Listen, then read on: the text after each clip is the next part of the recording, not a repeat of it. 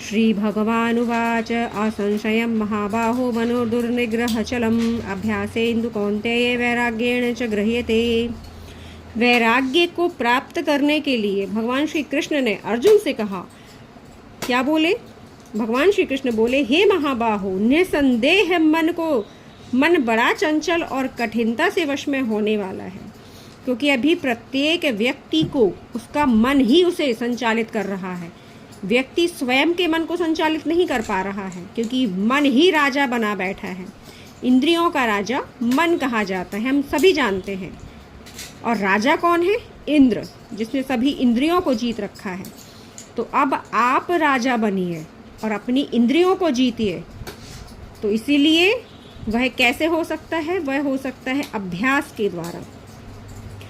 अभ्यास से वैराग्य को प्राप्त होकर मन वश में हो जाएगा, क्योंकि मन को चाहिए सुख और संपत्ति, धन, वैभव, यश, मान, सम्मान, जो कि है ही नहीं संसार में।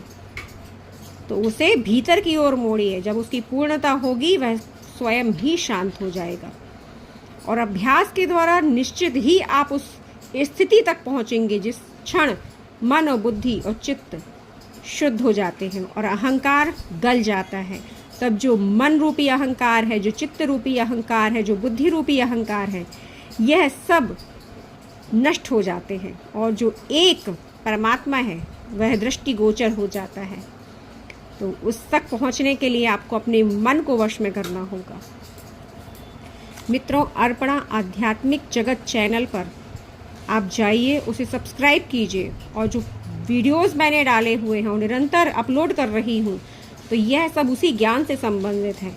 यह सब उन एक परमात्मा से मिलने का मार्ग प्रशस्त करता है। मैंने अपने अनुभव के आधार पर सारे वीडियोस बनाए हैं।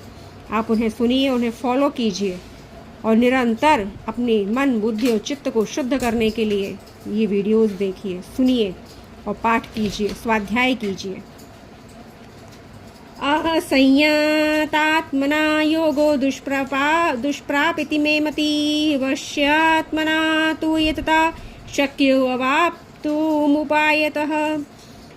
जिसका मन वश में नहीं है, ऐसे पुरुष द्वारा योग दुष्प्राप्य है। सीधा सीधा बोल दिया गया है कि जिसका मन वश में नहीं है वह यह योग नहीं कर सकता, उसे प्राप्त ही नहीं होगा एक परमात्मा से योग।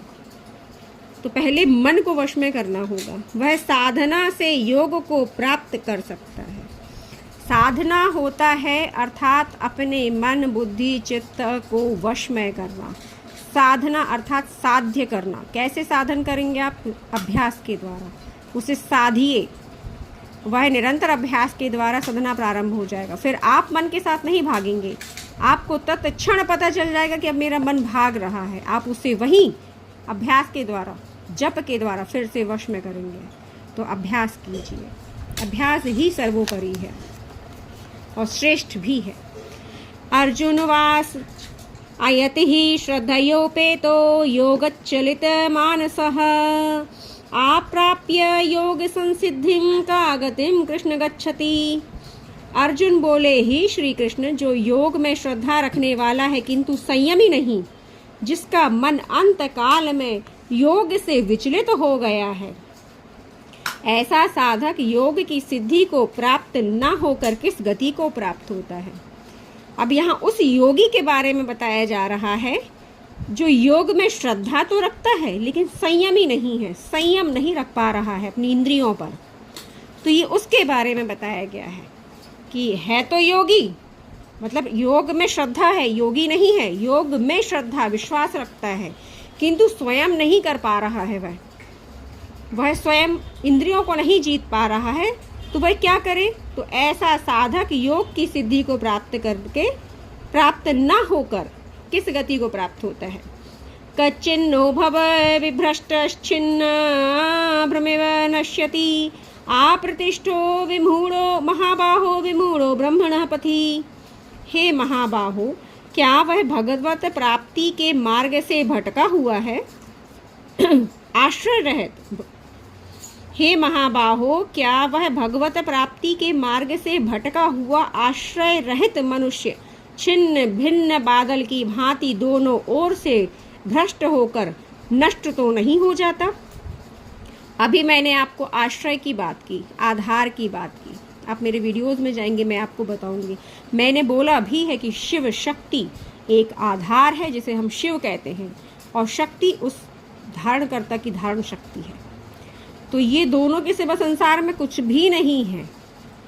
आपको ये समझना होगा, सब कुछ इन्हीं से संचालित है। तो आश्रय, अभी तो आप आश्रय रहित है, आपकी शक्ति जो है वो आश्रय रहित है। तो उस शक्ति को आधार प्रदान कीजिए। जाइए भीतर की ओर, आपके शिव आपकी प्रतीक्षा कर रहे हैं।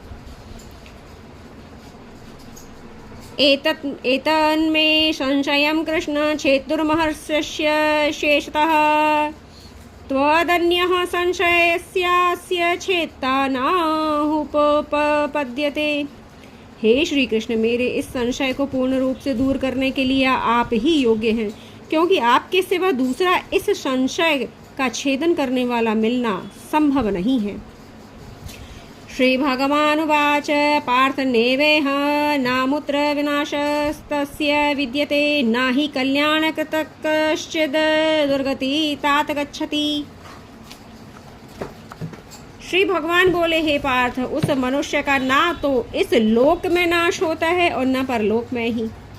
अब जिसने योग पर श्रद्धा तो रखी है किंतु योग में कर नहीं, संयम नहीं रख पाया इंद्रियों पर, अर्थात उसे आगे नहीं बढ़ा पाया, तो उसका ना इस लोक में नाश है ना परलोक में नाश है। क्या होता है उसके साथ? क्योंकि आत्मा के उद्धार और भगवत प्राप्ति के लिए कर्म करने वाला कोई भी मनुष्य दुर्गति को प्राप्त नहीं होता। यहाँ भगवान श्री कृष्ण ने स्वयं बता दिया कि आत्मा का उद्धार और भगवत प्राप्ति के लिए कर्म करने वाला कोई भी मनुष्य दुर्गति को प्राप्त नहीं होता। प्राप्य पुण्यकृतां लोकानुशिष्ट्वा शाश्वती समाः शुचीनां श्रीमतां गेहे योग भ्रष्टो अभिजायते। योग भ्रष्ट पुरुष भी स्वर्गादि उत्तम लोकों में बहुत वर्षों तक निवास करके फिर शुद्ध आचरण वाले कुलीन घर में जन्म लेता है। अर्थात मुक्ति नहीं हुई है, अभी मुक्ति की ओर अग्रसर होगा। कैसे? कुलीन घर में जन्म मिलेगा, शुद्ध आचरण वाले कुलीन घर में जन्म मिलेगा। अथवा योगिनामेव कुले भवति धीमताम् एतद्धि दुर्लभतारं लोके जन्म यदीदृशम्। अथवा वैराग्यवान पुरुष उन लोकों में न जाकर ज्ञानवान योगियों के ही कुल में जन्म लेता है, परंतु इस प्रकार का यह जन्म संसार में अत्यंत दुर्लभ है, क्योंकि श्रद्धा भी तो दुर्लभ है। किस व्यक्ति को श्रद्धा हो सकती है योग पर? किस व्यक्ति को विश्वास हो सकता है? किस व्यक्ति को ईश्वर पर अखंड विश्वास है, अटूट विश्वास है? और जिसे है वह ऐसा जन्म पाता है। अगर मान लीजिए इस जन्म मुक्ति ना मिल पाए, पार ना लग पाए, तो वह अगला जन्म निश्चित ही शुद्ध आचरण वाली कुलीन घर में पाएगा और योगी के घर पाएगा, जिससे वह अपना योग पूर्ण करके मुक्त हो जाएगा, परमात्मा को प्राप्त कर लेगा। तो यह अत्यंत दुर्लभ बताया गया है। तो विश्वास करना सीखिए उसे एक ईश्वर पर, उसे एक आधार पर जिसके सिवा संसार में कुछ नहीं है। मात्र एक वही आधार है जो आपको अभय प्रदान करता है। तत्र तम बुद्धि संयोगम लभते पौर्वदेहिकम नियतते च ततो भूयः संसिद्धौ कुरुनंदन। वहाँ वह पहले शरीर के समबुद्धि रूप योग के संस्कारों को अनायास ही प्राप्त करता है। वहाँ वह पहले शरीर के समबुद्धि रूप योग को, संस्कारों को पहले ही अनायास में प्राप्त कर लेते, क्योंकि वहाँ वैसी प्रचलन पहले से ही रहता है, वहाँ चलन ही रहता है योग का। फिर परमात्मा की प्राप्ति के लिए पहले से भी बढ़कर प्रयत्न करता है, और वह तल्लीनता के साथ और प्रयत्न करना प्रारंभ कर देता है। पूर्वाभ्यासेन तेनेव ह्यते ह्यवशोऽपि सह जिज्ञासुरपि योगस्य शब्द ब्रह्माति वर्ते। वह श्रीमानों के घर में जन्म लेने वाला योग भ्रष्ट प्राणी पिछले जन्म के पुण्य से ही भगवान की ओर आकर्षित होता है। अर्थात उस जन्म में जो आप नहीं कर पाए वह अब जन्म में करेंगे, क्योंकि आप आकर्षित थे उस ईश्वर की ओर, योग से भ्रष्ट हो गए थे, तो अब इस जन्म में आप उस योग को पूर्ण करेंगे। इस प्रकार संबुद्धि रूप योग का जिज्ञासु सकाम कर्मों के फल से अधिक ही पाता है। ये लीजिए, फल भी आपको अधिक प्राप्त होना है। प्रयत्नाद्यत मानस्तु योगी संशुद्धि किल्बशः अनेक जन्म संसिद्धिस्ततो याति पराम गतिम। परंतु प्रयत्न पूर्वक अभ्यास करने वाला योगी तो पिछले जन्मों के संस्कार बल से इसी जन्म में संपूर्ण पापों से रहित होकर परम गति को प्राप्त हो जाता है ना। प्रयत्न अर्थात निश्चित तौर पर अटल मन बुद्धि चित्त को ईश्वर में लगाने वाला, पूर्ण विश्वास से योग करने वाला इसी जन्म में संस्कार के बल से मुक्त हो जाएगा संपूर्ण पापों से, और कहाँ प्राप्त होगा? परम गति को प्राप्त हो जाएगा। तपस्विभ्यो अधिको योगी ज्ञानिभ्यो अपि मतो अधिकः कर्मिभ्यश्च याधिको योगी तस्माद् योगी भवार्जुन। योगी तपस्वियों से श्रेष्ठ है, शास्त्र ज्ञानियों और सकाम कर्म करने वालों से भी योगी श्रेष्ठ है। अतः तू क्या बन? योगी बन, क्योंकि वह योगी ही है जो संसार से विरक्त होकर वैराग्य धारण करके उस एक परमात्मा में शीघ्र स्थित हो जाता है। तो योगी बनना है, भोगी नहीं। योगी नाम अपि सर्वेषां मदगणितान्तरात्मना श्रद्धावान भजते यो मां स मे युक्ततमो मतः। हे अर्जुन, योगियों में भी जो श्रद्धावान योगी अंतरात्मा से मुझको निरंतर भजता है, तो श्रद्धावान बनना है। श्रद्धावान अर्थात पूर्ण विश्वास। और जब आप पूर्ण विश्वास करेंगे उस एक पर, तभी आप निर्भय होंगे। हर एक सत्य को बोलने में, हर एक सुकर्म को करने में, हर एक धर्म की राह पर चलने में, तभी जब आप श्रद्धावान बनेंगे। तो हे अर्जुन, योगियों में भी जो श्रद्धावान योगी अंतरात्मा से मुझको निरंतर भजता है, वह मुझे परम श्रेष्ठ मान्य है। ओम तत्सदिति श्रीमद्भगवद्गीतासु उपनिषत्सु ब्रह्मविद्यायां योगशास्त्रे श्री कृष्ण अर्जुन संवादे आत्म संयम योगो नाम 6वां अध्यायः। इस तरह से ये 6वां अध्याय जो कि आत्म योग पर निर्भर है, निर्धारित किया गया है, वह पूर्ण होता है। मित्रों, क्षणिक सुख के लिए भागना बंद कर दें, क्योंकि आपके भीतर अथाह सागर है सुख का। वह एक सच्चिदानंद घन परमात्मा आपकी प्रतीक्षा में है अनेक जन्मों से।